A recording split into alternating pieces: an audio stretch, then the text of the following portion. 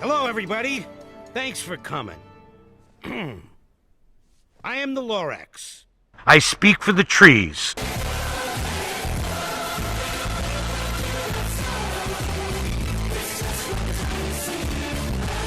The Lorax. This masterpiece of a movie was released in 2012 and has played a significant role in pop culture since. So, this might make you ask, isn't it just a kids movie? And yes, it is. But it also means so much more to so many different people. Today, I will be discussing why The Lorax has played such a significant role in pop culture, and why it's my favorite childhood movie. The 2012 Illumination's animated movie, The Lorax, was based on the classic Dr. Seuss book, The Lorax. None of these are The Lorax, but it's all I had, so. The film is set in a world where there are no naturally occurring trees. Because of the lack of trees, you need to buy air.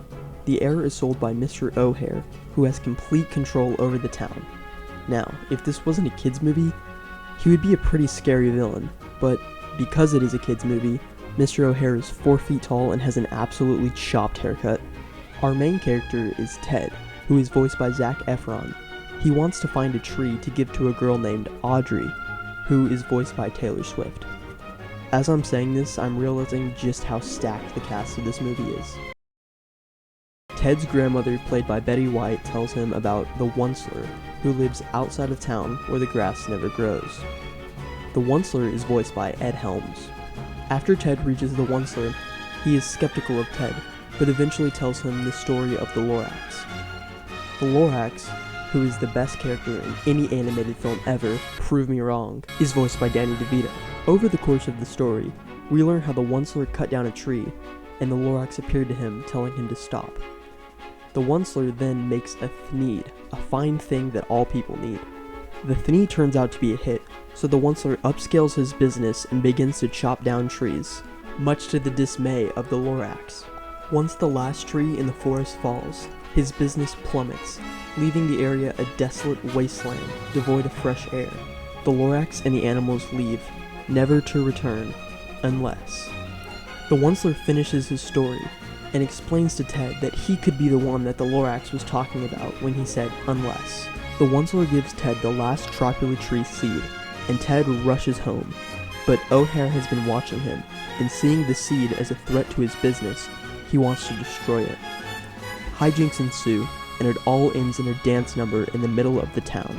The seed is planted as the town breaks out into dance, and sings the absolute banger, Let It Grow.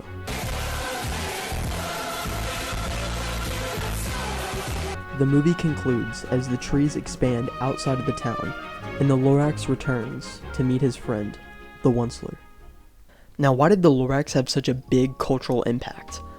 I really think it comes down to the lovability of the characters in this movie. I just think that they did a fantastic job with fleshing out all of the characters and really making them unique and lovable in their own ways. Except for O'Hare, I hate him. The next reason why I think this movie has such a big cultural impact is the environmental themes. This movie came out in 2012, and it's around that time that environmental sustainability was really being discussed in the public. This movie does a great job at conveying those themes to younger audiences, and I think really did help with the impact this movie had in culture. I'm not saying you're going to walk away from watching this movie thinking about changing the world, but it does lay a great foundation for youth to understand environmental sustainability and what can happen if we don't protect the environment.